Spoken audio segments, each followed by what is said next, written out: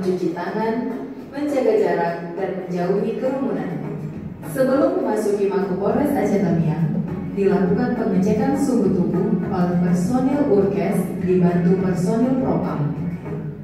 Polres Aceh Tamiang saat ini dipimpin oleh AKBP Arilasta Irawan SIK.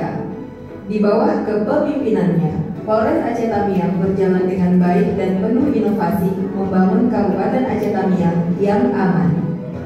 Memimpin setiap kegiatan personil Polres Aceh Tamiang, mulai dari pelaksanaan apel pagi hingga apel siang.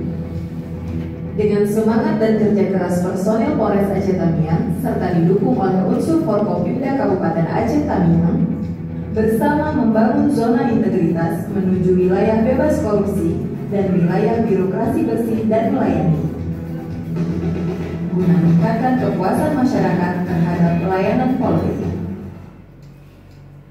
Polres Aceh Tamiang terdiri dari gedung utama yang merupakan kantor dari pejabat utama Polres Aceh Tamiang, mulai dari ruangan Kapolres, Wakapolres, para kabak, Aula Dirabrata, Gedung Sabara, dan Sipropam.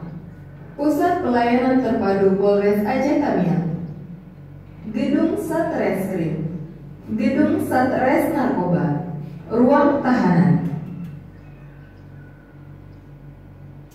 Polres Aceh Tamiang juga telah melengkapi fasilitas mushola yang dapat menampung kurang lebih 150 jemaah.